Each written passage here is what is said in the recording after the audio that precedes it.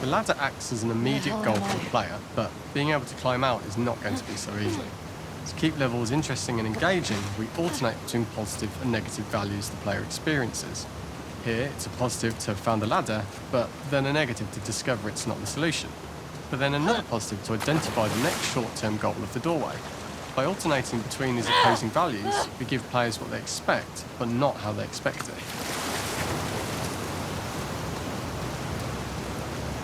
This level, internally known as Find Nora, was quite long in duration as we had to make Ellie traverse a far distance to the opposite side of downtown Seattle.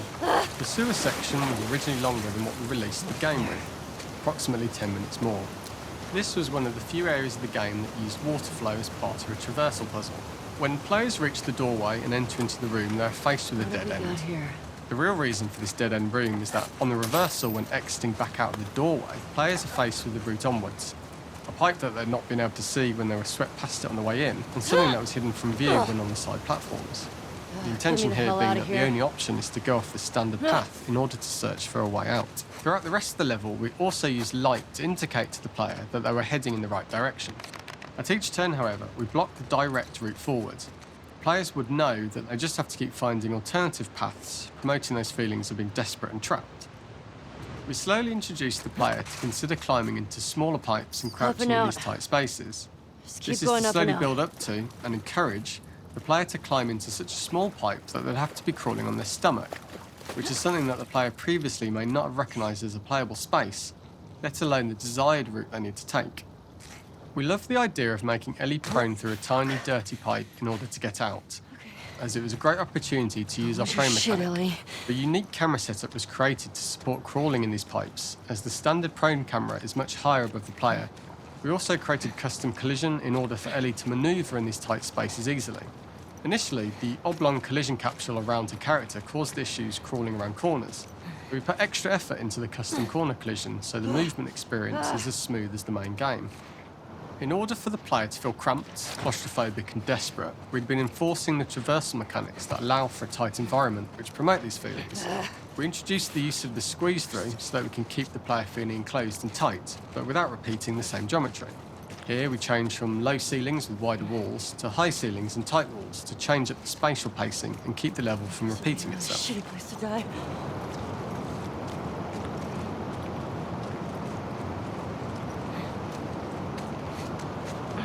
Originally, we had the waterline much higher here, so players had to swim through this tight tunnel. However, from watching user test feedback, it was occasionally causing people to discount the route entirely and turn back on themselves. So to avoid any risk of this happening in the final game, we present a lower water level so the tunnel is easy to see and commit to using. Although this isn't as impactful without the prone swim, it's the better decision as it means a smooth experience for the player with no backtracking frustration.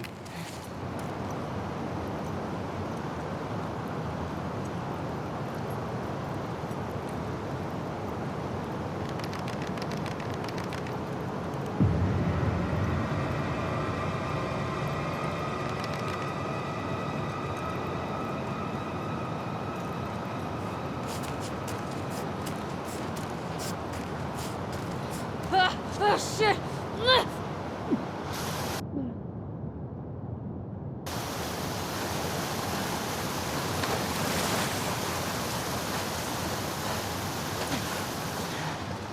For the final section, we eventually opened you out into a wider area as you traverse through such tight spaces leading up to this.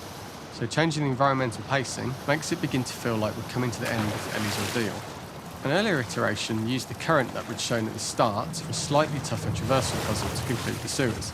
The ladder was clearly visible from most of the area, but the player was faced with a fast-flowing torrent of water they couldn't cross. If the player attempted to jump into the water, they were not able to swim across the ladder due to the water's speed. But instead, they had to traverse the pipe running along the top of the space in order to get across the water.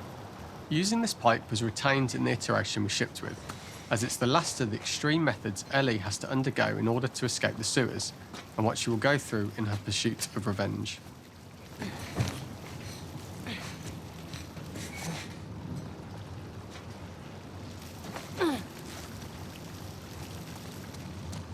The last ladder climb is quite lengthy, and although we could have trimmed it down to a shorter climb, we liked how this last segment of the journey built anticipation.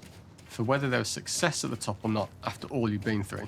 Ultimately, the ladder exits out into the subway station, which is how it connects in the final game. Ellie then has to find her way to the hospital from here, crossing paths with the scars for the first time.